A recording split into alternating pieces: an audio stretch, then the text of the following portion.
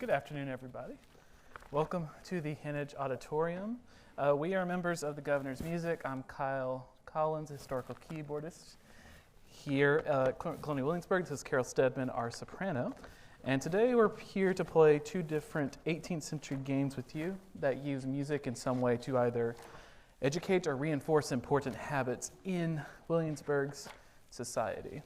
Now, gaming nowadays we think of a pretty inoffensive activity for kids, but back then gaming was very much an activity for adults to enjoy. There was a man, a French traveler man here in 1765 while the House of Burgesses was in session, and it was a very busy time here in town, and basically he's complaining because he gets invited by the guys in town every night to go gaming at the taverns, and eventually he writes about this in his journal. He says, quote, "Never was a more disagreeable place than this at present.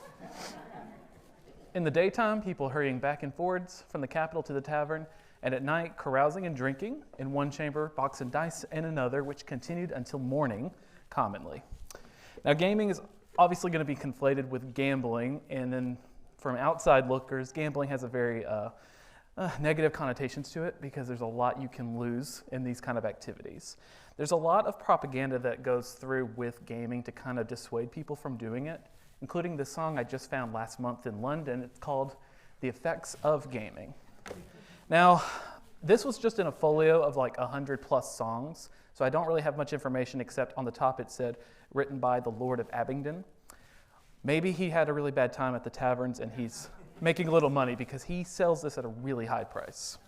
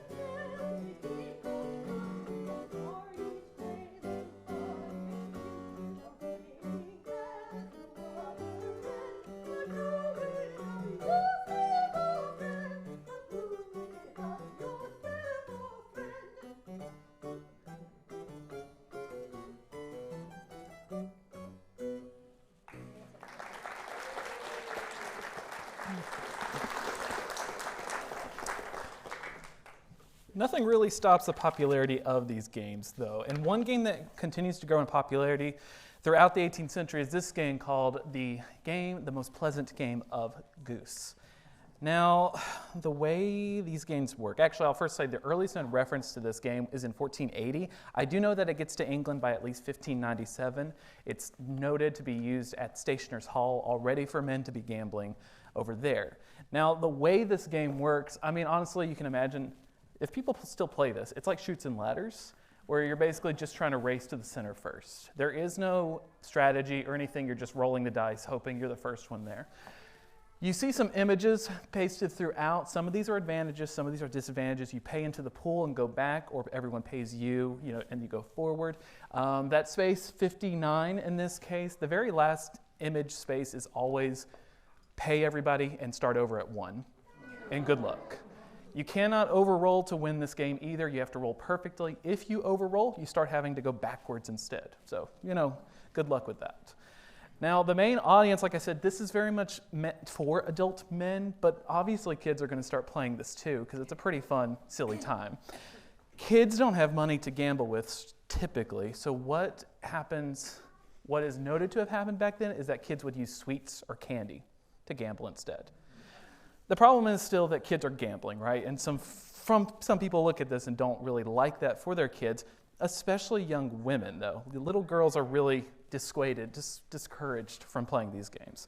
Not that women didn't gamble at all in this time, but like I said, this is a very immoral activity to be doing, and they wanted to get you away from that. There is a genre of literature in the 18th century and beyond too, called conduct books. Now the way these conduct books, it's literally just often a male author is talking to women of all ages, from young all the way up, and just telling women how they should be acting in a polite society. They are really crazy sources of literature now to look through. But I have one really fun quote. I have a quote that I really like from John Moir's conduct book.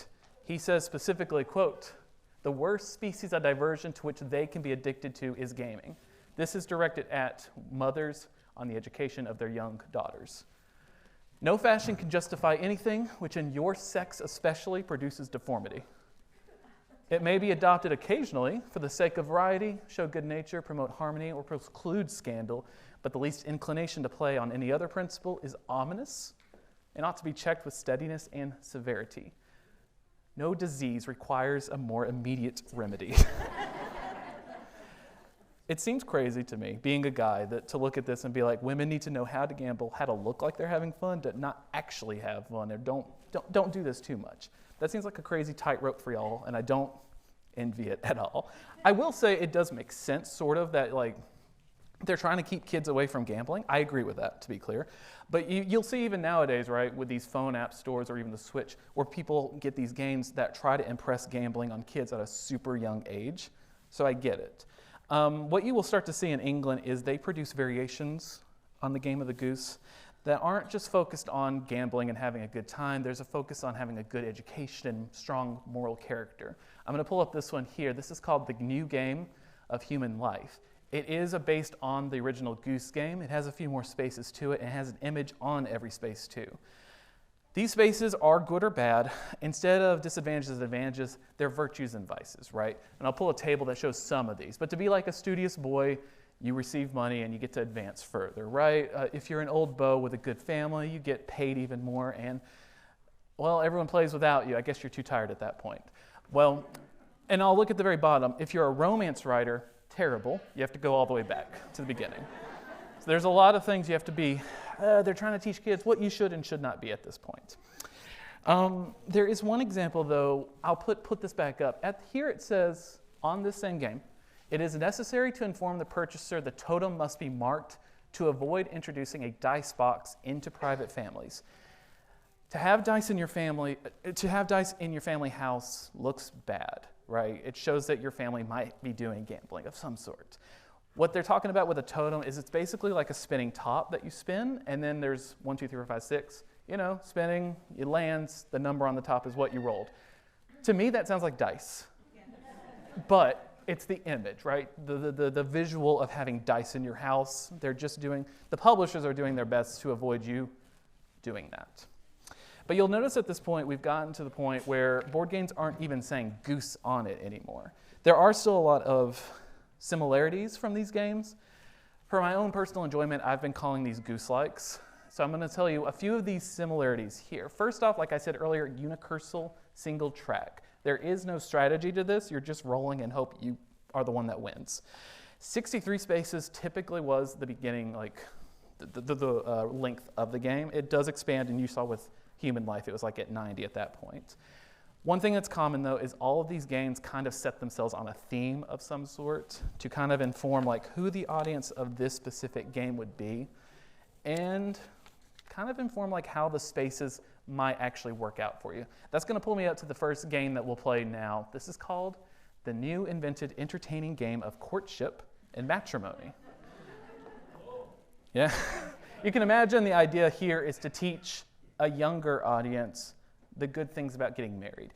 The advantage spaces are very good things. A love letter, meeting them for the first time, going on your first date, giving them a gold wedding ring, and then other disadvantages are like meeting the rival, going on a duel, or literally her or them breaking up with you. There's things to watch out for. And actually, instead of images, this game has text written throughout. We have the game up here if you want to look at it closer later. But all of this text are song quotes, quotes from theater songs or folk songs. Um, the original game, too, from 1747, let me pull that one up. It said it was, quote, added Hyman's advice to the ladies, a new song set to music. So that song in the center, this is, as far as everything I've seen, the very first time this song is published. And the 1747 version of it doesn't even say courtship and matrimony. It was like, this is Hyman's advice to the ladies. Now, coming back to the original, basically what my job has been doing this past year is I've been staring at this game like crazy, trying to, this is really pixelated, so I've been reading it as best as I could to figure out what does that song even say? What is that song? Was that song here in Williamsburg? At this point, I can tell you with confidence, 70% of the songs featured on this board game were here in Williamsburg in some fashion, but that took months of just hurting my eyes to figure out. Now I'm going to come back to the beginning of this. It says kind of the same thing that Human Life did, to be played not only with dice as the goose, but also with cards or an index. And this board game actually gives you specialized rules for each one. If you don't want to use dice, here's how you do it with the cards or an index instead. So to play this game, we could use dice. Obviously, we will not be.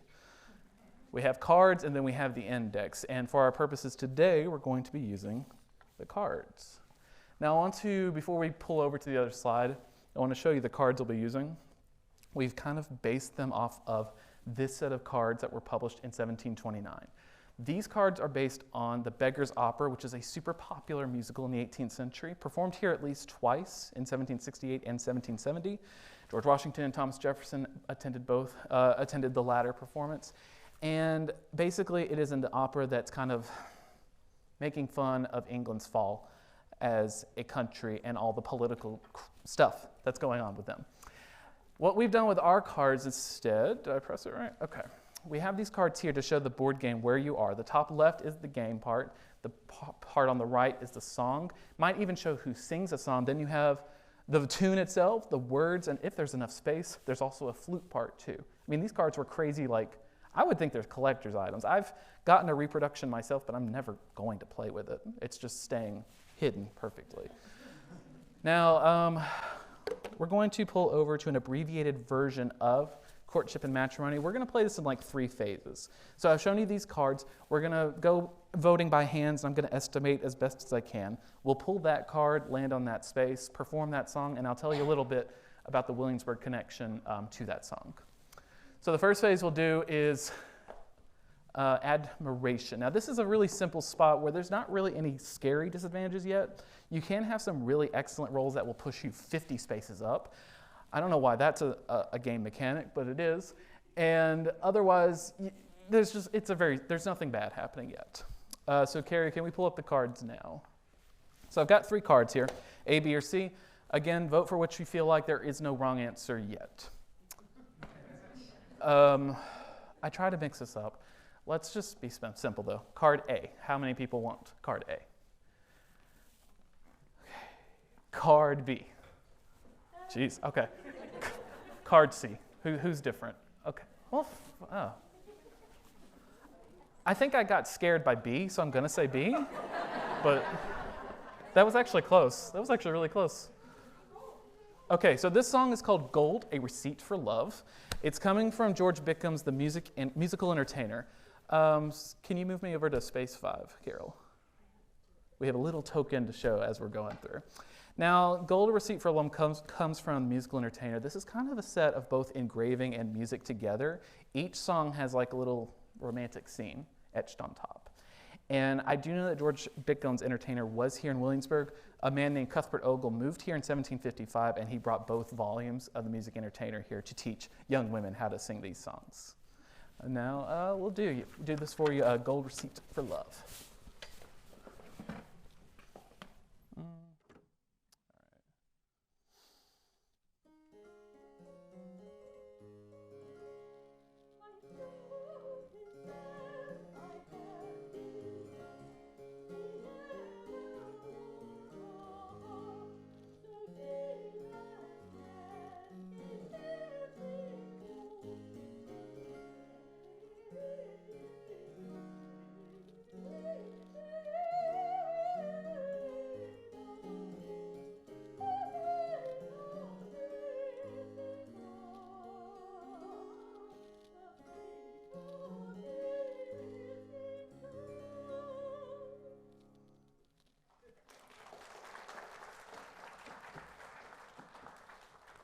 Next phase here, courtship. At this point, we are entering the inner circle of the game.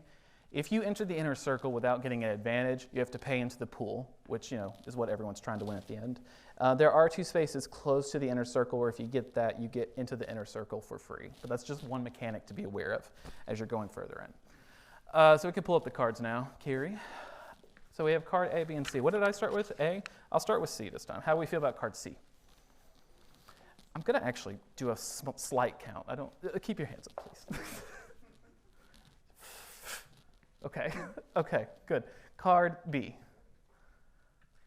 Okay, okay, card A. Frick, okay. I think card C. I counted at least 50 hands at that point. Card C on the right, Carrie.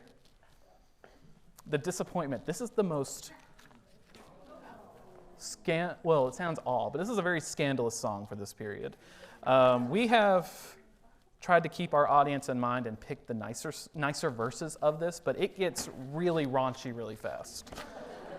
This is coming from Thomas Durfee's Pills to Purge Melancholy, kind of a set of songs, just the tune itself, right?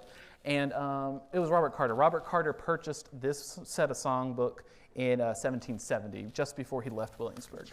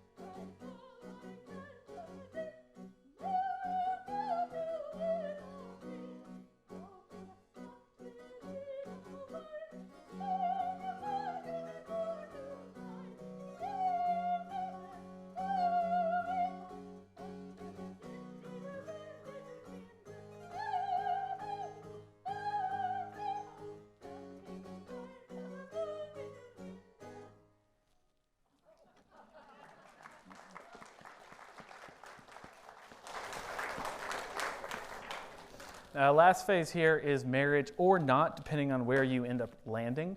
Now, before we get to the end of this, I will say there are I'll say this first. There are 2 ways to win. Obviously, you land on space 64, you win the pool, and the game ends. There is another space here, though, space 55, Gretna Green in Scotland. The way the space works, it's kind of bad or good, depending on what happens. You land on it, you're in jail for 3 turns. You do not get to play. Everyone plays without you. If while in those 3 turns, a player of the opposite gender lands on that space, the game ends, you split the pool together, and you win together. Now, the reason for this is that Gretna Green at this time was kind of known as a place for young couples to elope. If they didn't have their parents' permission to get married, they could run off to Scotland to do so instead. This is why Jane Austen novels specifically, and not just, Regency novels will sometimes say, this lady, they went to Gretna Green. People knew what that meant. It's a good way to win if you want, but it doesn't go through the whole getting married at the court of Hymen, etc. So it's not exactly what you want. And also, if you don't win, you're stuck there for 3 turns while everyone else is playing. So now we'll pull up these 3 cards too, Carrie. What did I do? I can't remember. Well, I'll be more diligent here because there is a game over space at this point. So good luck with that. Let me do card B first. Okay, that feels like a no. Card C. And I'm going to do an estimate, but I'll do a better estimate.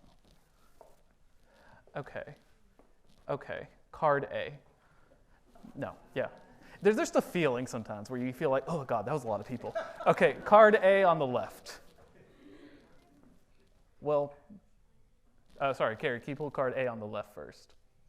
I do actually remember what this one is, though, so I can give a second. Yes. Oh, what pain it is to part. This is the game over card. So you land on this space. It's a beautiful song, though, so this is good. You land on this space. Basically, you pay 1 into the pool, start back at 1. This is the quintessential Goose Game, too bad. But this song was actually the first song I found when I was studying this board game. It's coming from the Beggar's Opera. It's when the main character, Polly, is talking to her love interest, McKeith, and she said, he's saying he has to leave her. He's being chased by, the law, etc., and she just sings how sad it is to lose him and how she's going to go on from that point.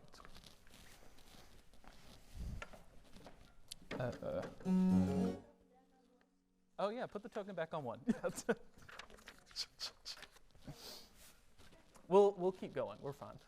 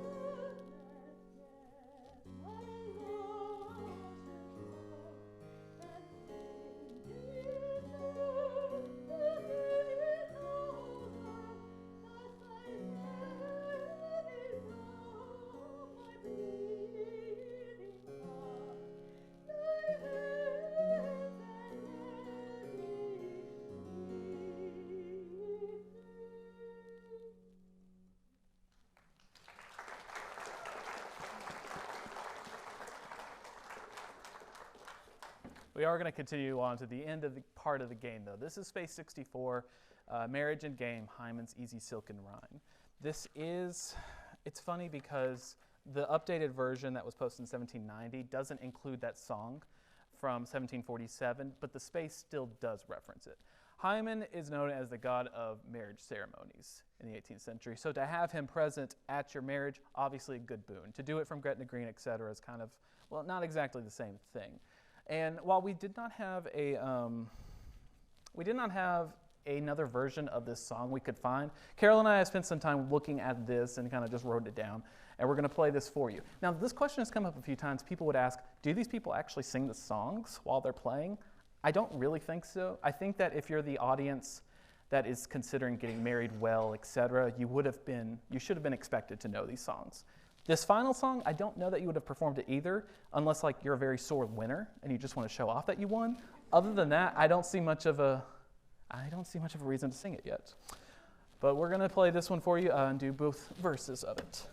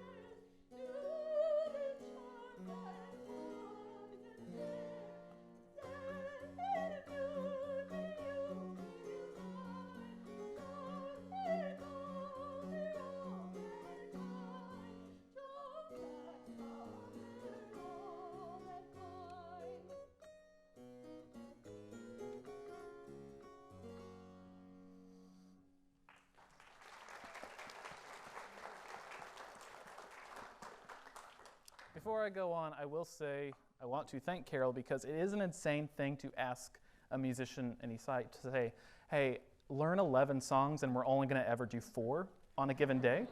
And then some of these songs are pretty intense. Disappointment is an insane song to ask anyone to just maybe play. So first, I want to give a hand to thank you, Carol, for learning that.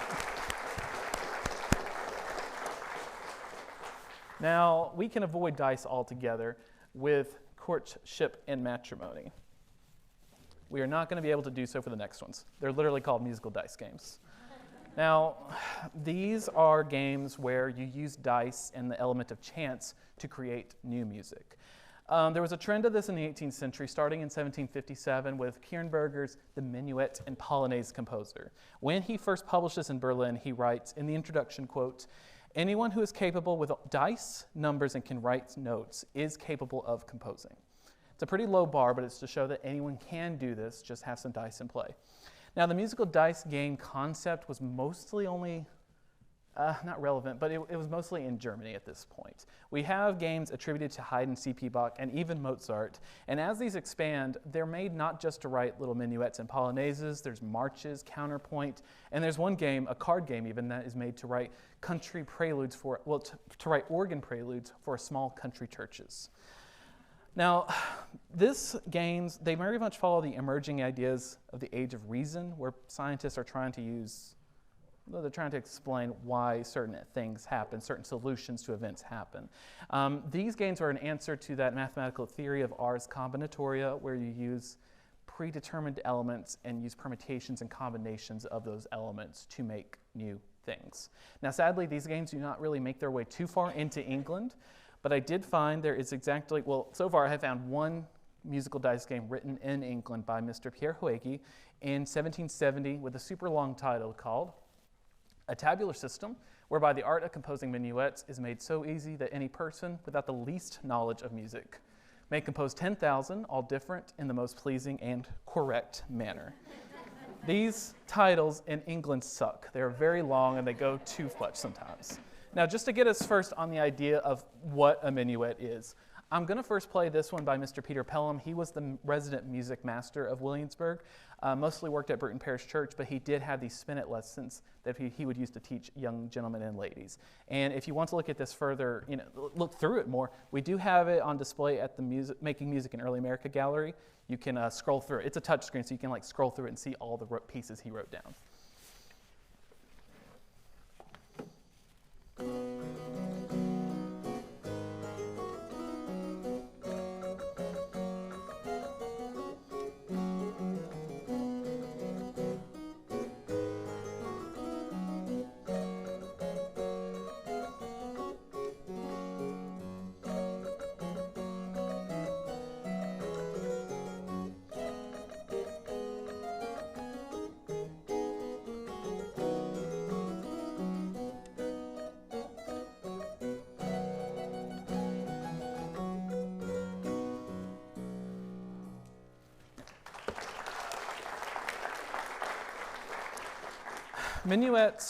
Minuets open almost every dancing evening. If you come to any dancing program here at Colonial Williamsburg, we will often tell you minuets are the most socially judged dance of the night. They open the night, they're only danced one couple at a time. Apparently people would go home, always write in their diaries about how maybe well you did, but often how terribly you were dancing at that point. There's a lot of juicy gossip that goes on with these minuets. So it does make sense to me that Huegi is writing for this genre specifically, but I wanted more than that to say okay, how does this relate to Williamsburg in any case? I have since found that Thomas Jefferson actually owned this dice game in his catalog in 1780s, but I couldn't find it still. It was he had it, but there was no record or way to get a hold of it because this is not digitally available. And so I spent half a year being I just need to see this, and I can't find it. Thankfully, though, the Library of Congress in the Jefferson Library did have the original, and I think this is kind of a more recent discovery because they were telling me they're digitizing it and they didn't know they had it years ago. So it seems to be more of a recent development on their part. Now, Colonial Williamsburg has grants that they give to the interpreters here to go to other places to develop your programs or to, learn new skills. And I was given a grant last fall. I want to say it correctly. It's called the Douglas D. James S. Watkinson's Educational Endowment Fund. I was able to go to the Library of Congress and see the game, the dice game itself. I was kind of losing my mind when I was there. She just kind of put it in front of me. I was like turned immediately. I was like so excited about it. I'm going to show the first page of it here, but I do have the full thing here if you want to come down and look at it later. The way this works, this is only the first page. You have number 1 to 8. These are the first 8 measures of the game. Then 8 to 17, going across, you pick one measure from each row, and then you keep going, okay? Now, this is only the first page. There are 40 options per measure, okay? And they're all separate, so it's not like you're recycling the same 40 options through all 8 measures. That would not sound good, to be fair. But it is meant to, give you a lot of options, and then you move on to the next 8, and that's a full 16-bar minuet. So Hoege's tabular system, first off, it is meant to create a 16-bar minuet. You have 40 options per bar. And again, like I just said, these are separate options. You won't have the same one on measure 1 or 3, to give an example. Because of this, there are 640 measures that he's written into the dice game. Now, he doesn't say this specifically in the intro, but he does say you can do this by choice or chance. I will point out that Hoege, like a lot of dice game creators, he puts the same kind of intro that Kierenberger did to his dice game. And a lot of them kind of quote or literally, first off, they either quote or they reference back to that original dice game to say, this is that tradition that we're building off of. I feel like 10,000 is not correct, but I am very bad at permutations. So I talked to my friend who is a mathematics professor back in my hometown, and I asked him, 10,000 seems low. How do you figure out how many possible minuets there are in this? And he said, because it's separate groups, no sharing or anything, it's actually very simple. It's just 40 to the 16th power, which is 42 septillion. What is it, 94 sextillion, a lot. There's a lot of possibilities here. So now what we're going to do is draw from those 42 septillion possibilities to make one new minuet. So Carrie, you can go over to the game itself now. Okay, so like I said, it says choice or chance. I'm going to do chance. I'm going to do choice for the first half, and then we'll move over for the second. So Carrie, for these measures, can I have 3, 6, 4, 1, 3, and then 5, 5, and 2. The last measure does not really matter. You're just back at the dominant key at that point. So I'm going to play this first before we move on.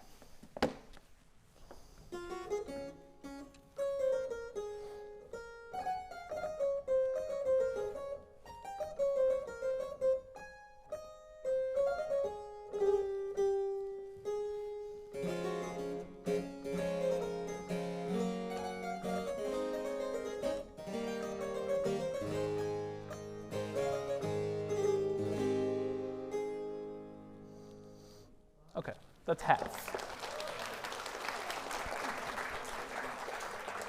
I will say I've gotten better at reading on a screen at this point.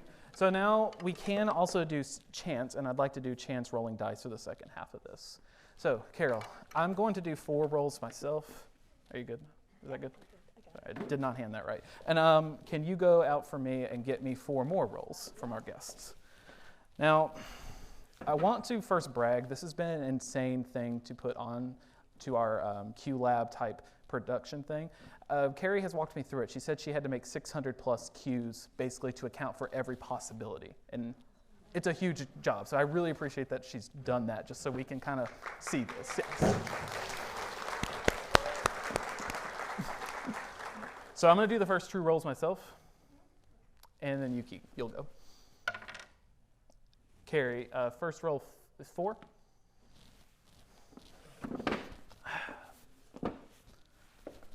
I'll do 1 more. Carrie, second roll is 3. Carol, can you do the next two for me?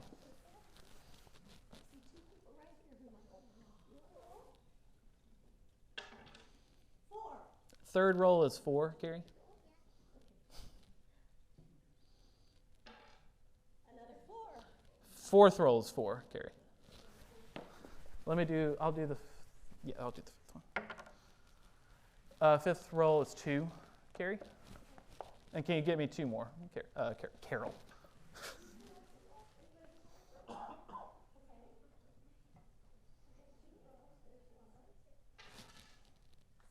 Okay. Sixth roll is a 6.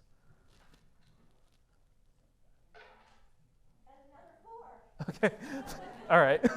Seventh roll is a 4. Carrie. I swear, one time we had all 3s, and I was like, this sounds loaded at this point. Final roll, Carrie, 6. Okay, that actually looks nice. I've had some times we've done this program, and I got the insane 18 triplets in a row, and I was like, that's not fair. And I stumbled on it, and I heard people as they were leaving go, wow, he really struggled with that. They were like, I think he was actually rolling dice. That was really hard on him. All right, so I'm going to play I'll play the second half first that we just did with the dice, and then I'll play it all together.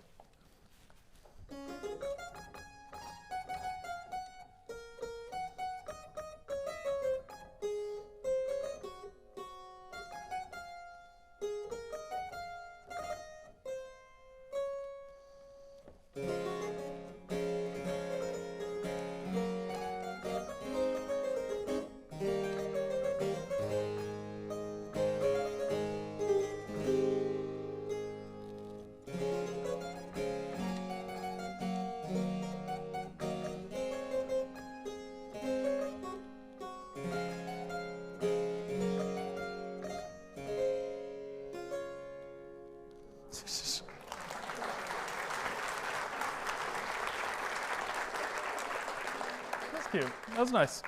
So, that's one of the many possibilities. If you like to see this dice game, you can kind of figure out how many more options you have.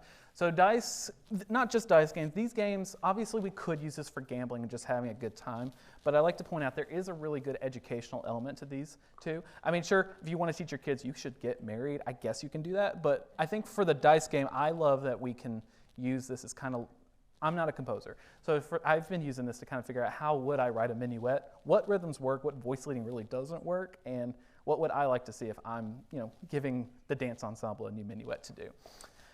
Now, if you are still here, I have a few other programs. If you're interested in music and games, we do have a Tuesday night concert at the Capitol that we do at 7 p.m.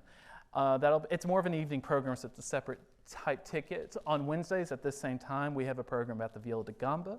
Our gambist Brady comes in to show how this bowed guitar instrument moved from England over to Virginia, and he even plays some pieces from a Virginian manuscript from that time. Now, if you're looking for games, the William Pitt store actually sells. Last time I checked, I go every week to check their inventory. They have both of these games for sale, the Goose and the Human Life game. It is a paper, so you will have to put it in a frame if you want to use it as a board game, but they do include instructions typed out in modern typeset, so you can read it and figure out this is how we would play the game. If you want to gamble with it too, that's an option too. Now, the other thing I want to point out, the Engravers is one of our trade sites here at Colonial Williamsburg. We have our apprentice William working on engraving one of these games. He's been working on the game of Cupid, or entertaining game of the snake, another goose-like from the 18th century. Last time I talked to him was like 3 weeks ago. He said he's almost done with the engraving, where you have to write all this in backwards, which writing for cursive sounds insane to me. But he said it's getting close to being done. The hope, I'm not telling you this is true, I don't want to advertise incorrectly. The hope is they will be selling this game at the Engravers if anyone's curious to get another one. There's plenty of board games you can be getting here. And I want to point out one more thing. At 3 today, Carol and myself and the rest of Governor's Music will be here giving a concert on more patriotic music of the time. Yankee Doodle, Derry Down, Heart of Oak, Liberty Songs, if you're curious to see us on our full forces. I have like 3 minutes. Does anyone have any questions for me? Yes, ma'am. Do you have your research published? No. We could use. Okay. would you like it? I mean, I'd love to do that. So, yeah, talk to me after because I do have a full. Because this is a very Williamsburg-specific program I've done, but I have a lot more information about every song. It just gets frustrating because I'm like, okay, was that songbook here? No, cool, can't use it yet. So I have a lot of information on the game itself, if you're interested. Yes, yes, ma'am. Sorry, I'll do next. Oh, I have a question about Carol. when she sang Fatal, and it went fatal forever. Was that to emphasize fatal, or was that part of the song? In other words, you were in trouble, and just kept going? No, fatal is just part of the song. It was a conceit that composers had. It's also the last verse, Right. so it makes a little less sense on the last verse than it did on the first verse. I can't remember. Yeah, I mean, that's fair. So what we did, we only did the fourth verse. There are 3 more, and sometimes you get some weird, not well-written choices on there. I think fatal's a good call, though. It's fatal, in a way. Yes, ma'am. Sorry, I had you. Yes, and then there was that rule about Gretna Green specifically where if a man and a woman land, there was the assumption that, yes, you would be playing this with both genders present. Yes, sir. Sorry. In playing the game, you're basically getting a melodic line. So the person, you, for instance, are you just making up the harmonies to go Yes. along? I'm making up the harmonies, and I'm not happy with some of the choices I made. So, but yeah, it's the same thing. Yeah, this is more maybe for violin to write a minuet, honestly, but anyone could use it from any level, I would say. Yes, sir. Just in a more vague question, can you kind of elaborate on the major complexity levels that you've seen in the, like, maybe a higher level music? What the games, basically, other than the simple like children game, how complex do things like this? The most complex, so you're asking how complex could these games get? That's right. The most complex one I have seen is a card game that is written to make the country preludes. There is also one that is attributed to C.P. Bach where you use the dice to roll for every single note. Not measure, note. And I don't know how that would work. So at least his game would be super complex and maybe not well written, depending on what you roll, I guess. It's not a great answer, but that's what I've seen. I'm still trying to figure out like how all of these work. There's a couple of web pages that do the Mozart game. If you're curious to see it, like it's all digital, but it's all the permutations there. And that one writes a minuet and a trio together. So kind of a more classical piano sonata type thing. Yeah. I'll do one more. Sorry, sir. Yes, sir.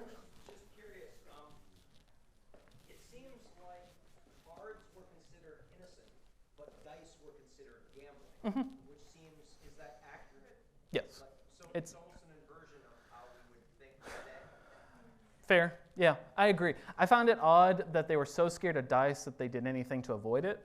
And if you'll see these rules on here, is like the card rules are basically just dice, except you're just pulling instead. You're not taking away the element of luck, chance, or risk, but you're not doing this. So I guess that's okay. I have some thoughts on it. It's kind of funny. Now, I'll have to stop for now, but if you want to come down and check out the 2 games we have here, please feel free to do so. Thank you all so much for coming, though.